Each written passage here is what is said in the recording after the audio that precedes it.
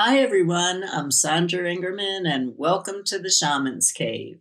And I'm Renee Baribeau. Welcome to the Shamans Cave. We're really delighted to see you once again, and we are still living in challenging times. And it's really interesting if you just step back and observe. I know that people have made really different decisions on how they want to live their life right now. A lot of people are just back to life, back like nothing's ever happened. And a lot of people have taken a step back and are staying home more and growing their food and doing their crafts and doing their spiritual practices. But what we can see is for people who are now, the lockdowns, at least in most of the world, are over. People are jumping back into life as it was. And the whole thing with the pandemic was about making a change. And did we get the message?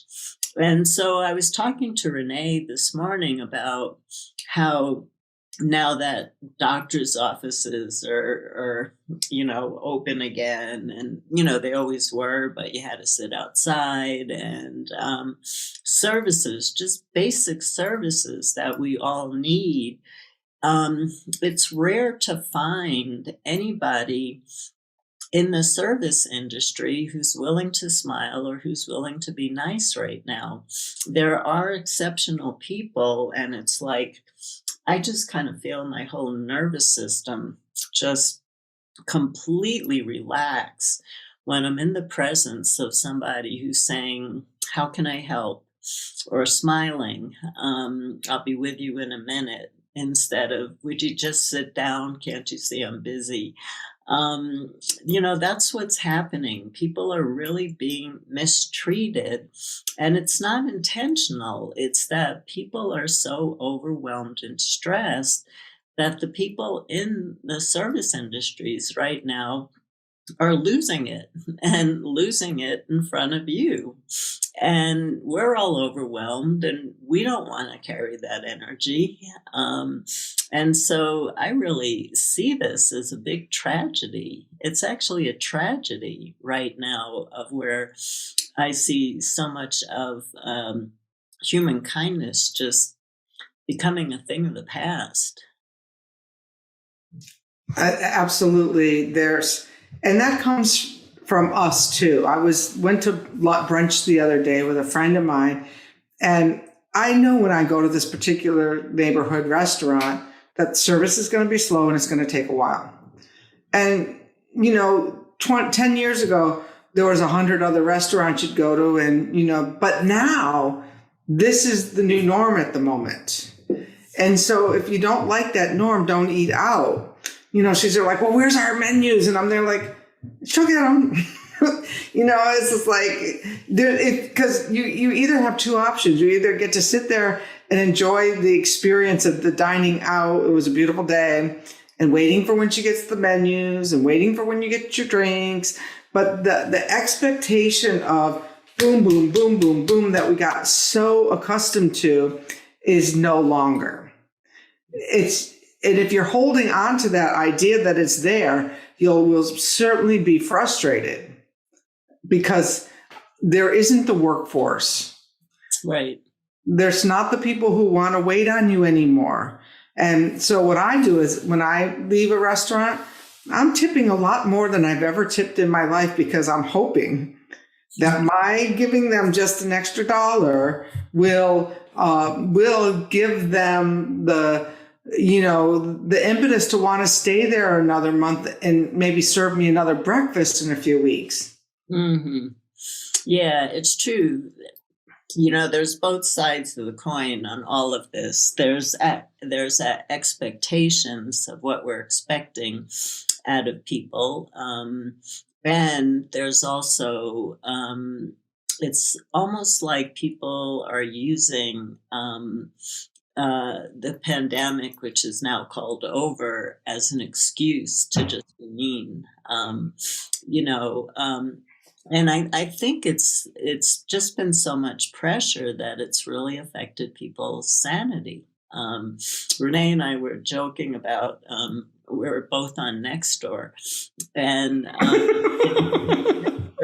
in where I live, next door where I live is like the war between Russia and the Ukraine. It's crazy. It's crazy to read these posts, and it's crazy to read how mean people are getting, and that whole selfish. I just have to take care of myself, and you're stepping on my toes, and get off my toes. I don't want you there. Mhm.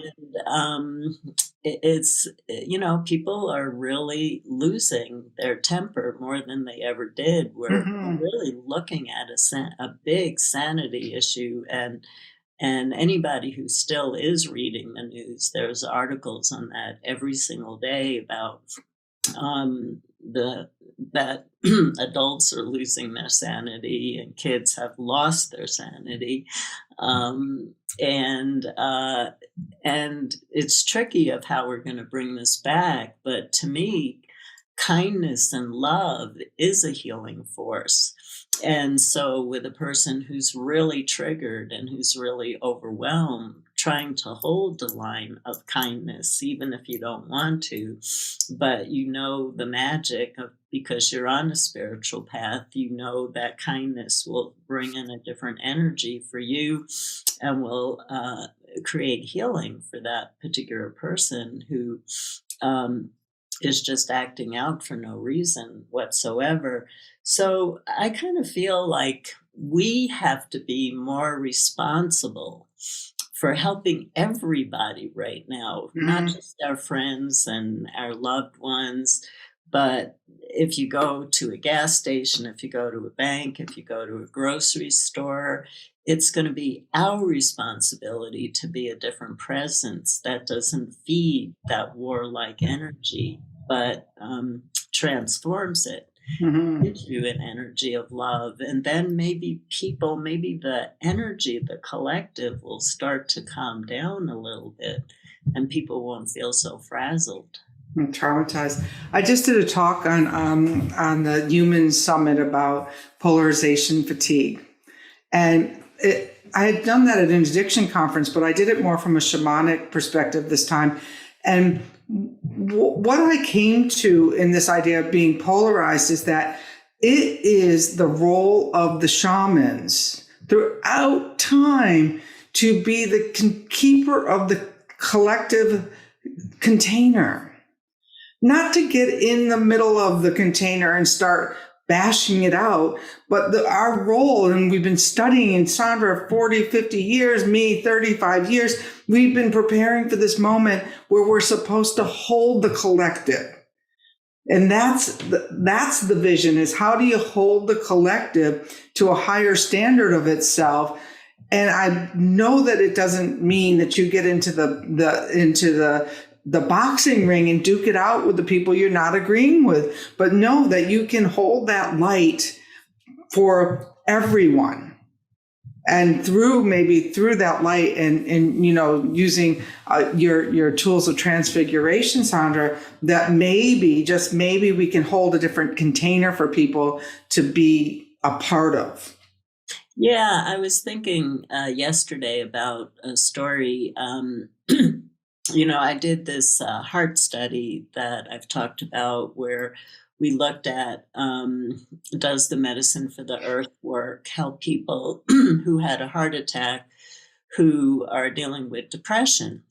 And the workshop was so successful, and I do have a pilot research paper that you can find on my website. And what I did after that workshop, because I taught shamanic work to a group of fundamental Christians. And so what I did was I basically wrote my Medicine for the Earth book for people who weren't into shamanism. And it was called How to Thrive in Changing Times. my publisher changed it to the Shamans Toolkit, which kind of broke what I was trying to do. I was trying to keep the word shamanism out and make this a mainstream book. But anyway, I shared a story in that book, and it's a true story. It was about somebody who had a really tough relationship with their boss. The boss was a woman, and this was a man. And she was just mean for no reason, for absolutely no reason. She just treated him like the worst person on the planet. And he would be so anxious to come to work every day because her energy would just blast him across the room. And he never knew what he did. And so I had taught a really simple practice that when you come into the room of a person who you might have conflict with, is to immediately imagine yourself moving the energy from your head into your heart and speaking to that person, actually with intention that your heart is speaking to that person. And this man tried it. And this has been going on for years. We're not talking about a short period of time. He tried it, and the woman opened up her mouth to start yelling at him, and in mid-sentence stopped and had a regular conversation with him for the first time in years. And what all he did, this wasn't rocket science, what all he did was he moved his energy into his heart and spoke to her from his heart, and her energy picked that up. And she was transformed by it. So it's a good story to think about as we go off into our day and into our lives, of what would happen if you moved your energy into your heart and let your heart speak. How would that change what's happening today with people being so overwhelmed and so challenged and feeling so stressed out? Would that bring out more kindness from all of us? I had that. So I had this situation where somebody wasn't really talking to me, but he was in my space. Like one of I have a compound here and one of my rentals. And, I think, he might be on the spectrum. But I was getting really frustrated that he would walk by me and not look at me. And I said, you gotta talk to me. This is really uncomfortable that you don't look at me. So my friend said to me, well, maybe you should try being grateful that you have such a good, quiet tenant. And so all of a sudden I changed my perspective and thought like, wow, I could have far worse tenants. If he doesn't want to talk to me, well, so be it. I like a nice, quiet property anyway. And so then I changed it. Like you said, I moved it to my heart. And so the other day, now he'll talk to me. And I said, hey, do you think you could water the grass seed while I'm away? He goes, well, what do you want? I go, well, that, and that. Oh, I can do that, Renee. So we like just that subtle little shift made it from me feeling left out on my own property to me feeling really like, wow, we've moved a mountain here. And I think so I've started to apply that same principle to whenever I'm getting on a phone and I'm frustrated that I'm, trying to talk to somebody and they're not doing what I want or in the time that I want, whereas I might be good at the restaurant, maybe I'm not so good when the accountant doesn't get back to me in 24 hours. And there has to be a spaciousness around things, because if I'm this stressed out, so is everyone else. That's right. I'm going to try this with Social Security tomorrow. Oh, I had to deal with them this morning. I'm turning 65 this month. Oh. And so there is like, you can't sign up between these hours and those hours. And I'm thinking like, this is me. I'm too busy during the week. When am I going to? Get over yourself and do it first thing tomorrow morning. So I think we're all there. You're there. We're there. And we really This is not the end. This is just the beginning of these tumultuous times that we're in. And this was the COVID maybe was the doorway in. And so life has, as we know it, has changed. And are you going to be, a weight from the past, or are you going to try to move into your heart space in order to accommodate all of these changes? Absolutely.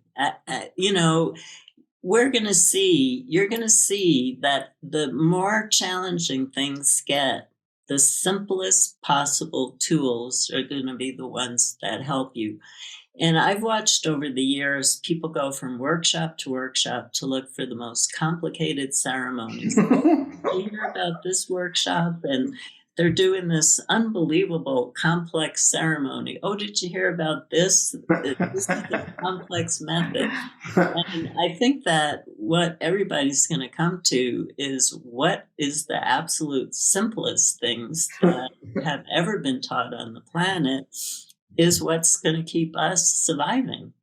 And if we can't go back to that simple life and to that place of heart, a lot of us are going to be taken down. And I know I was taken down, and I know what it feels like. So I know how I went down, and I know how to get back up. And so it's just really important to use the simple tools that you're drawn to. And I can't remember if I actually said this or not. I spaced it out, but it's a good thing to end on.